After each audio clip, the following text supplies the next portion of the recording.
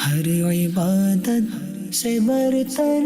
عبادت نماز، ساری دولت سے بڑھ کر ہے دولت نماز، ہر عبادت سے برتر عبادت نماز۔ الحمد لله رب العالمين والصلاة والسلام على سيد الأنبياء والمرسلين أما بعد فأعوذ بالله من الشيطان الرجيم بسم الله الرحمن الرحيم الصلاة والسلام عليك يا رسول الله وعلى آلك وأصحابك يا حبيب الله الصلاة والسلام عليك يا نبي الله وعلى آلك وأصحابك يا نور اللہ۔ حضرت ابو درداء رضی اللہ تعالی عنہ سے مروی ہے، آپ کہتے ہیں کہ اللہ کے رسول سرور دو عالم صلی اللہ تعالی علیہ وآلہ وسلم کا ارشاد پاک ہے،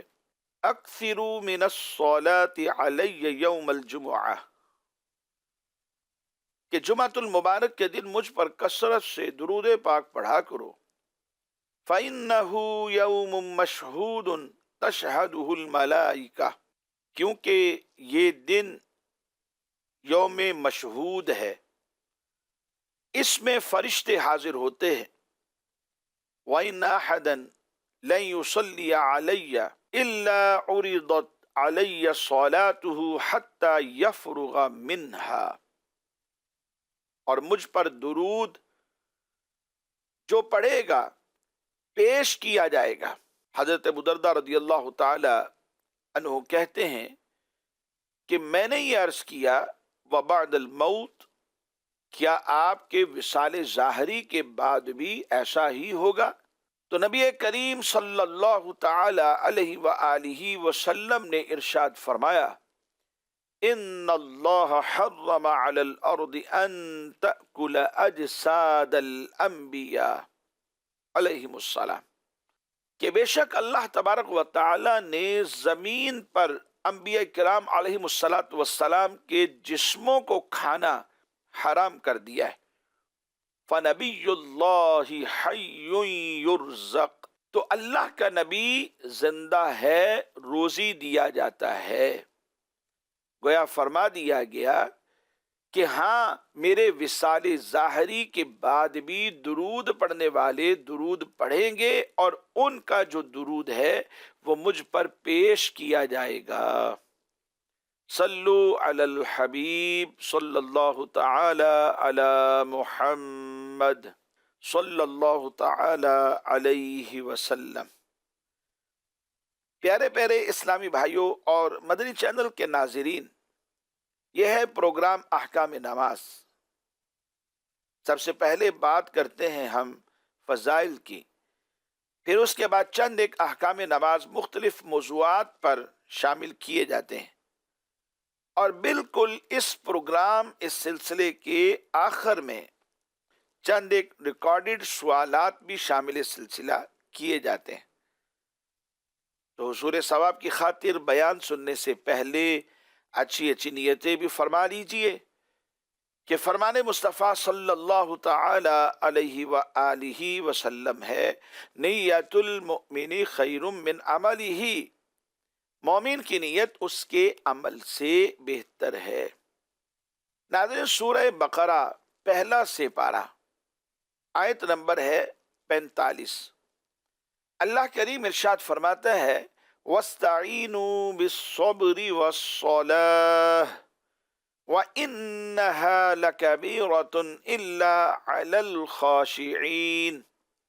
الَّذِينَ يَظُنُّونَ أَنَّهُمْ مُلَاقُو رَبِّهِمْ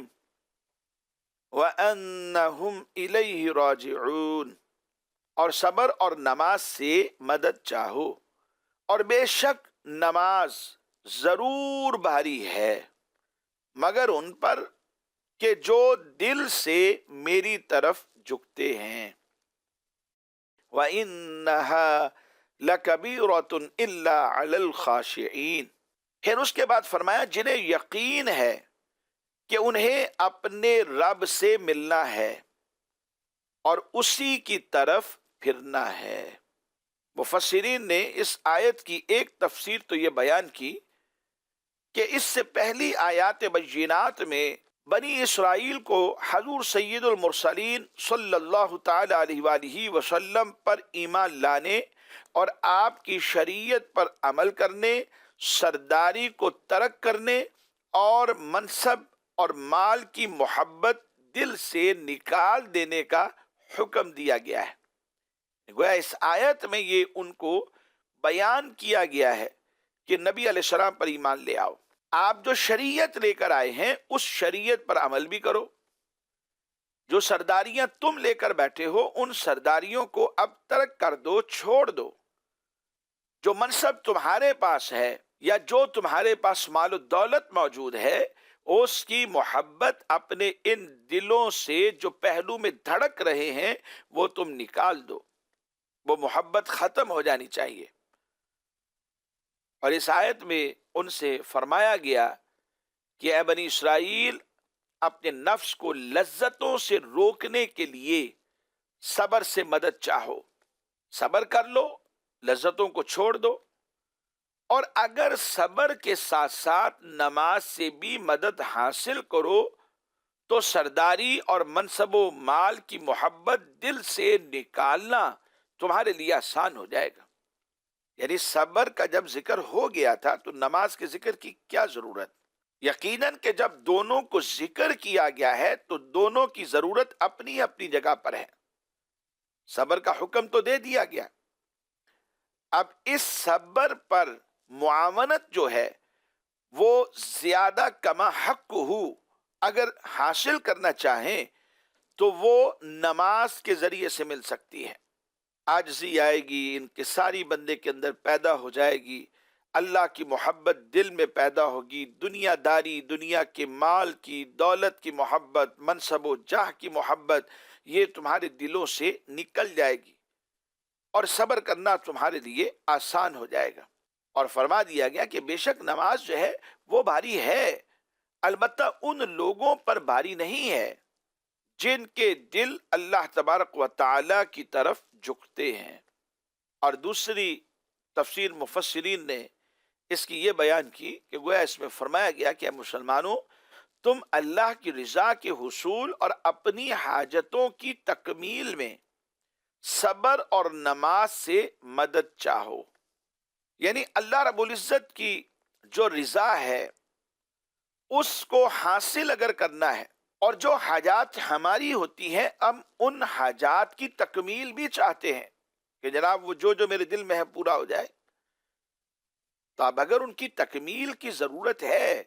تو صبر کرے، نماز سے مدد چاہے، نماز پڑھ کر اللہ تبارک و تعالیٰ کی بارگاہ میں دعا بھی کرے، حاجات پوری ہو جائیں گی۔ سبحان اللہ، کیسی پاکیزہ تعلیم دی جا رہی ہے۔ یعنی صبر کی وجہ سے قلبی قوت میں اضافہ ہو جاتا ہے اور نماز کی برکت سے اللہ تبارک و تعالی سے جو بندے کا تعلق ہے وہ مضبوط ہو جاتا ہے۔ اور یہ جو دونوں چیزیں ہیں یعنی صبر اور نماز، یہ دونوں چیزیں پریشانیوں کو برداشت کرنے اور انہیں دور کرنے میں سب سے بڑی معاون ہیں، مددگار ہیں، یعنی بندے کی ہیلپ کرتی ہیں۔ اور فرمایا بے شک نماز ضرور بھاری ہے مگر ان پر کہ جو دل میری طرف جھکتے ہیں۔ آیت کے اس حصے میں اور اس کے بعد والی جو آیت ہے اگر اس کو ساتھ ملا کر دیکھا جائے تو خلاصہ یہ ہے کہ گناہوں اور خواہشات سے بھرے ہوئے دلوں پر نماز بہت بوجھل ہو جاتی ہے۔ جب دل میں ہی خواہشیں موجود ہیں، لمبی لمبی امیدیں موجود ہیں، بھاگ دوڑ پڑی ہوئی ہے، اتنی خواہشات جمع کر کے بندہ نماز کے لیے آتا ہے تو پھر نماز بوجھل محسوس ہونے لگتی ہے، بھاری لگتی ہے۔ اور عشق و محبت الہی سے لبریز اور خوف خدا سے جھکے ہوئے دلوں پر نماز بوجھ نہیں ہوتی۔ اللہ کریم نے اس کو بھی واضح کیا ہے، بلکہ نماز ان کے لیے لذت و سرور اور روحانی اور قلبی معراج کا سبب ہوتی ہے۔ اور یہ وہ لوگ ہیں جو اپنے رب تبارک و تعالی سے ملاقات پر یقین رکھتے ہیں اور اس مولا کریم کے دیدار کی تڑپ ان کے دل کے اندر موجود ہوتی ہے. اللہ سے ملاقات اور دیدار الہی کی تڑپ ان کے اندر موجود ہے، تو اب وہ نماز سے حقیقی لذت اور سرور باعتبار روحانیت کے اور باعتبار جسمانیت کے بھی وہ حاصل کرتے ہیں. ان کے دل کے اندر ایک عجیب لذت پیدا ہوتی ہے، ایک عجیب سرور پیدا ہوتا ہے، اور قلبی معراج کا یہ نماز اس کے لیے سبب بن جاتی ہے. تو اس میں بشارت دی گئی، خوشخبری دی گئی کہ آخرت میں ایمان والوں کو دیدار الہی کی نعمت سے فیض یاب کیا جائے گا، انہیں اللہ کے دیدار کی نعمت نصیب ہوگی، اور اللہ تبارک و تعالیٰ سے ملاقات اور اس کی طرف رجوع میں ترغیب و ترہیب، یہ دونوں ہی چیزیں ضروری ہیں، اور ان دونوں کو پیش نظر رکھنا یہ نماز کے اندر خشوع پیدا کرنے کا ذریعہ ہوتا ہے، اور خشوع نماز میں مطلوب ہے. گویا نماز میں خشوع و خضوع قائم رکھنے کا ہمیں حکم بھی دیا گیا ہے، اور اس کے حصول کا طریقہ بھی بیان کر دیا گیا کہ یہ کیسے تمہیں خشوع و خضوع حاصل ہوگا. تو چاہیے یہ کہ ہر حال میں ہمارے دل جو ہے وہ اللہ کی رضا کی طرف جھکے رہیں، ہم صبر کریں، نماز پڑھیں، نماز کو محبت سے پڑھیں، خواہشات کو، لذات کو، دنیاوی لغویات کو اپنے دلوں سے ہم باہر نکال دیں، اور پھر نماز کی طرف آ جائیں. اور جب نماز کی طرف آئیں تو پھر نماز سے محبت کا اظہار اس انداز میں کریں کہ جیسے نماز پڑھنی چاہیے ویسے نماز ہم ادا کریں. اور ناظرین، اس کے لیے ضروری ہے کہ ہمیں احکام نماز آتے ہوں، کیونکہ جو علم ہے وہ انسان کے دل میں خشیت کو پیدا کرتا ہے. جو علم ہے یہ انسان کے دل میں نور پیدا کرتا ہے، جہالت کو ختم کر دیتا ہے، زندگی گزارنے کے سلیقے بتاتا ہے، اسے با ادب انسان بنا دیتا ہے، ایک ادب کرنے والا آدمی وجود میں آتا ہے. علم سے انسان کو فائدہ لینا چاہیے، علم پہلے حاصل کرے، پھر اس سے فائدہ لے، اسے اپلائی کرے اپنی زندگی میں اور اس کے مطابق عمل کرے. ایمان، علم اور عمل.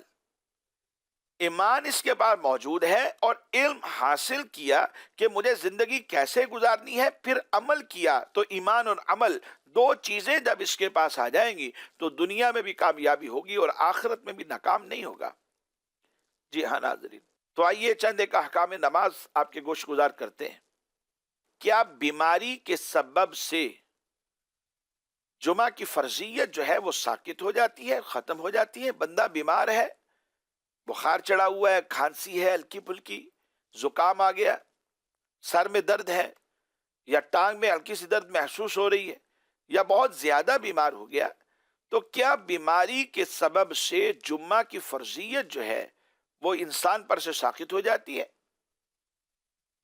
اور اگر کوئی بیماری کی وجہ سے مسجد نہ جائے تو کیا اس صورت میں گھر کے اندر ہی چند لوگوں کو جمع کر کے کیا جماعت کو قائم کیا جا سکتا ہے تاکہ جمعہ مل جائے؟ اور اگر جمعہ گھر میں قائم نہیں کیا جا سکتا تو کیا ظہر کی نماز جماعت کے ساتھ گھر میں ہی پڑھ سکتے ہیں، یا ظہر کی نماز تنہا ادا کرنی پڑے گی؟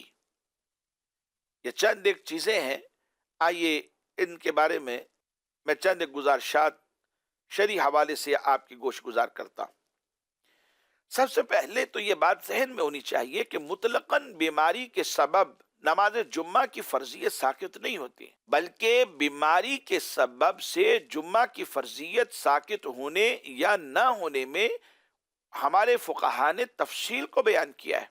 کیونکہ بیماریاں مختلف ہیں اور بندوں کی کیفیات، ان کے احوال اور برداشت کرنے کی جو کیفیت ہوتی ہے وہ بھی ہر انسان کی مختلف ہوتی ہے، تو احکام بھی مختلف ہوں گے. اب یہاں پر علماء نے یہ بیان فرمایا کہ اگر تو بیماری ایسی ہو کہ مریض اس بیماری کے سبب سے خود جامع مسجد تک جمعہ کے لیے نہ جا سکتا ہوں، علامہ حلبی علیہ رحمہ کی تحقیق کو دیکھیں تو اس کے مطابق یہ بھی ہے کہ کوئی ایسا شخص بھی نہ ہو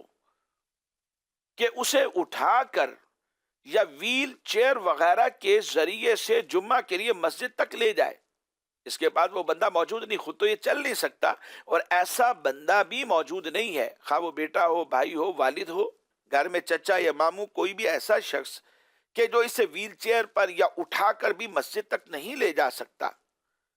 یا مریض خود سے یا کسی شخص کی مدد سے بھی مسجد تک تو جا سکتا ہو، لیکن جانے سے کیا ہے کہ بیماری کے بڑھ جانے کا اندیشہ موجود ہے یا دیر سے صحیح ہونے کا حقیقی خطرہ موجود ہے، کہ مرض بڑی مشکل سے تو میں بہتر ہوا ہوں، کچھ نہ کچھ فرق پڑ رہا ہے، اب اگر میں جاؤں گا تو یہ خطرہ ہے، حقیقی خطرہ، کہ اب دیر سے ٹھیک ہوگا، اگر 1-2 دن میں ٹھیک ہونا تھا تو اب ہفتہ 10 دن لگ جائیں گے، تو اب ایسے مریض پر نماز جمعہ فرض نہیں ہوتا، اس پر ظہر کی ادائیگی لازم ہوتی ہے۔ اور اگر بیماری اس حد تک نہ پہنچی ہو کہ وہ خود سے مسجد نہ جا سکے، یا اگر خود سے نہیں جا سکتا تو دوسرا شخص موجود ہے جو اسے مسجد تک لے جا سکتا ہے، اور خود سے یا کسی دوسرے کی مدد سے مسجد میں جانے میں بیماری کے بڑھنے یا دیر سے صحیح ہونے کا حقیقی خطرہ بھی نہیں ہے، تو یاد رکھیں ایسے مریض سے جمعہ کی فرضیت ساقط نہیں ہوتی، اس پر جمعہ فرض ہی رہے گا۔ اگر جمعہ چھوڑے گا تو یہ شخص گناہگار ہوگا، اور مسجد میں جمعہ کے قائم ہوتے ہوئے ایسے مریض کو مسجد جا کر ہی جمعہ ادا کرنا لازم ہوتا ہے، کہ جو جا سکتا ہے تو وہ جائے، چند لوگوں کے ساتھ مل کر گھر میں ہی نماز جمعہ کی ادائیگی کرنے کی اجازت نہیں ہوتی، اس کی اپنی شرائط ہے، کیونکہ جمعہ کی نماز عام نمازوں کی طرح نہیں ہے، کوئی بھی شخص اپنے گھر میں چند افراد کے ساتھ مل کر جماعت قائم کر کے اسے ادا کر لے، شریعت نے اس کی اجازت نہیں دی، بلکہ جمعہ کا قیام حاکم اسلام یا اس کی اجازت سے کوئی دوسرا شخص کر سکتا ہے، اور جہاں یہ موجود نہ ہو، یعنی حاکم اسلام کا کانسیپٹ نہیں ہے، تو وہاں جمعہ وہی شخص قائم کر سکتا ہے کہ جسے عام لوگوں نے جمعہ پڑھانے کے لیے امام مقرر کیا ہے۔ اس کے علاوہ بھی اس کی شرائط ہیں، وہ سب پائی جائیں گی تو جمعہ قائم ہو سکتا ہے، ادروائز اس کی اجازت نہیں ہوتی۔ پھر جس مریض پر بیماری کے سبب سے جمعہ کی ادائیگی فرض نہ رہے، یعنی مریض ایسا ہے جو پہلی صورت ہم نے بیان کی ہے اس کے مطابق ہے، جمعہ کی ادائیگی اس کے اوپر فرض نہیں ہے، تو وہ جمعہ کے دن ظہر کی نماز تنہا ادا کرے گا، جماعت سے نہیں، جماعت سے ادا کرنے کی اس کو اجازت نہیں ہے، اگرچہ چند اور لوگ بھی اس کے ساتھ موجود ہوں، اور وہ لوگ بھی ایسے ہیں کہ جن پر کسی سبب سے جمعہ فرض نہیں ہے، کیونکہ اگر سبب ہی موجود نہیں ہے تو پھر ظاہر سی بات ہے کہ یہ حضرات اس کے ساتھ گھر میں کیسے ٹھہر سکتے ہیں،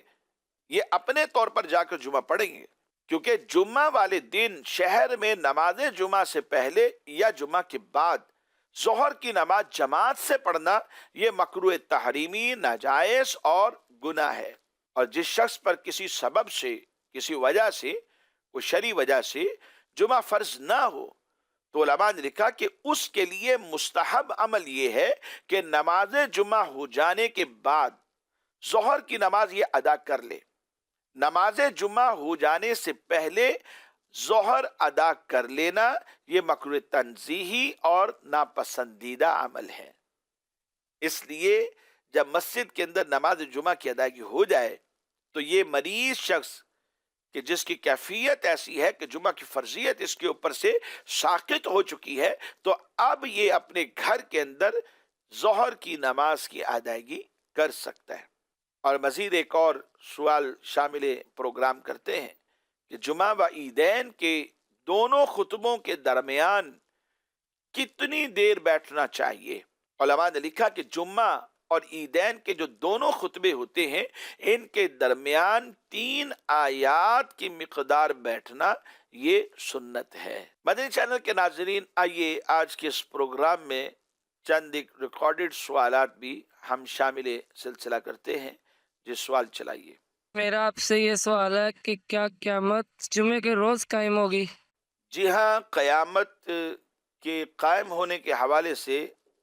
احادیث میں موجود ہے کہ قیامت یوم عاشورہ یعنی محرم الحرام کے مہینے میں 10 تاریخ ہوگی،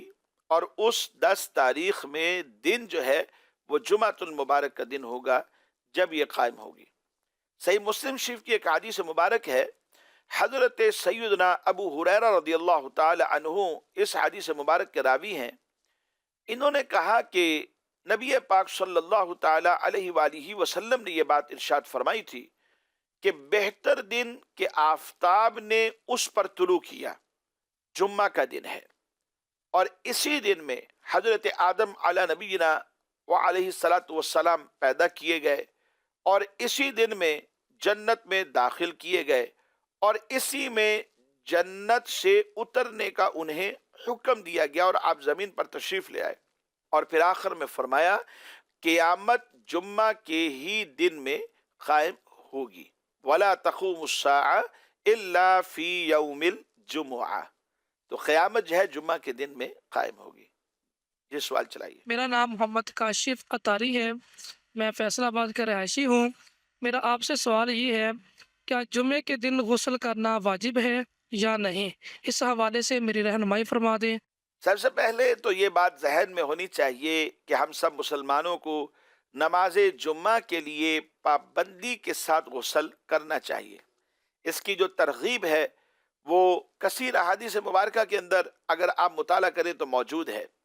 ایک حدیث مبارک میں نبی پاک صلی اللہ تعالی علیہ وآلہ وسلم نے ارشاد فرمایا، حضرت امام بخاری علیہ رحمۃ اللہ الوالی نے اس حدیث مبارک کو اپنی کتاب کے اندر بھی نقل فرمایا ہے۔ اذا جاء احدکم الجمعہ فلیغتسل، فرمایا جب تم میں سے کوئی نماز جمعہ پڑھنے کے لیے آئے تو اسے چاہیے کہ وہ غسل کر لے۔ البتہ جمعہ کے دن غسل کرنا یہ واجب نہیں ہے، بلکہ یہ سنت ہے، اور سنت بھی سنت غیر موقدہ ہے، اور یہ بھی سنت جو ہے ان افراد کے لیے ہے جن پر جمعہ فرض ہے۔ لہذا جن پر جمعہ فرض نہیں ہے، جیسے مثال کے طور پہ بچے ہیں، اسی طرح عورتیں ہیں، ان کے اوپر جمعہ فرض نہیں ہے، تو ان کے حق میں پھر یہ سنت بھی نہیں ہے۔ اگرچہ یہاں پر سنت نہیں ہے، لیکن پھر بھی مسلمانوں کو نماز جمعہ کے لیے اگر کوئی وجہ نہیں ہے تو پابندی کے ساتھ چاہیے کہ وہ غسل کر لیا کریں۔ نظافت ہونی چاہیے، صاف ستھرا انسان کو رہنا چاہیے۔ بچوں کو بھی عادت ڈالے کہ جمعۃ المبارک کے دن غسل کرنا ہے۔ آج بچوں کو عادت ڈل جائے گی تو بعد میں جب یہ بڑے ہوں گے تو پھر یہ بھی غسل کیا کریں گے۔ تو دیکھا دیکھی ایک نظام ہے جو ہمارے یہاں سسٹم میں چلتا رہتا ہے۔ تو وہ جو بڑے ہوتے ہیں، ماں باپ ہیں، اسی طرح ہمارے بھائی ہیں، بہنیں ہیں، تو جو گھر میں عمل کرتے ہیں تو بچوں میں وہ ایک بڑی آہستہ یعنی سلولی بچوں کے دل میں وہ عمل اترتا ہے اور عمل کی صورت بنتی ہے۔ تو اگر ہم آج بچوں کو ترغیب دلائیں گے، انہیں نیک اعمال کی ترغیب دلائیں گے، ذکر اذکار کی، نماز کی، تو جب وہ بڑے ہو جائیں گے تو چونکہ پہلے سے ہی ایک عمل مضبوط ہو چکا ہے اور پابندی کے ساتھ وہ کر رہے ہیں، تو بعد میں ہی یہ سلسلہ جاری رہے گا۔ مدنی چینل کے ناظرین، ہمارے آج کے اس پروگرام کا وقت اختتام کو پہنچا۔ ہم